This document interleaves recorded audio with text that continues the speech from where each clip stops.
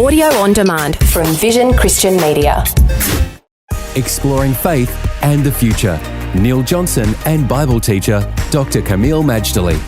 Well, as we talk about Europe, its place in the history of the development of Western civilization, one of the things, obviously, that comes to mind, Kameel, about Europe is the culture in Europe, talking about art and architecture, all the sorts of things people like to go and have a holiday to Europe to see.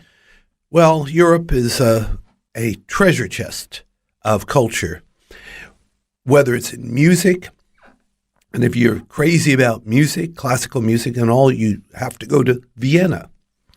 And Vienna was just the musical capital, not just of Europe, I think, but of the world.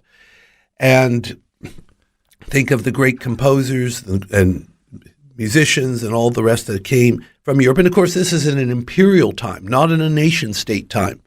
So because it was imperial, that meant that whatever culture was developed in the capital or in the main cities, that spread throughout the empire.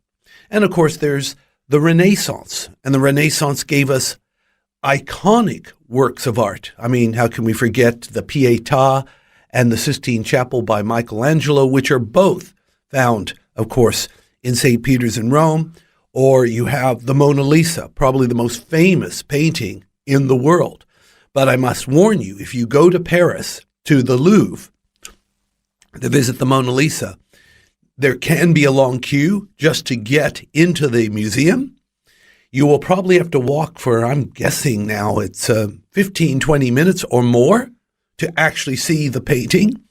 Neil, it's not that big either. I make a guess. It seems like it's only a meter long and a bit shorter on the side. And there'll be a queue of people taking selfies at the Mona Lisa. Kameel, the Mona Lisa doesn't strike most people as being religiously connected, but most of the famous artworks that come from that era and the architecture and the music, all so fabulously influenced by the church and by Christian spirituality.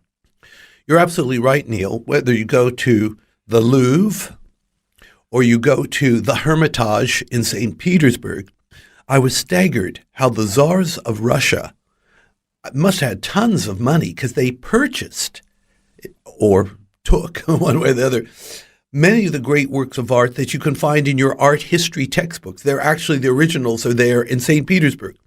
Some of the paintings are like, several stories high, frame and all. And without exaggeration, much of the motif is from the Bible or Christianity. And we would lose count how many famous works of art are Christian or biblically based. And this is an important point to make because in the New Europe and in the European Union, among some of the key people, there is a heavy denial that Christianity had anything to do with European identity, history, and culture. When you visit these art museums, when you see the great cathedrals, they tell you a very, very different story. Faith and the Future with Neil Johnson and Dr. Kameel Majdali from Teach All Nations. For more from Dr. Majdali, including books and DVDs on prophecy, Bible commentaries, plus today's and other episodes of Faith and the Future, go to vision.org.au. Thanks for taking time to listen to this audio on demand from Vision Christian Media. To find out more about us, go to vision.org.au.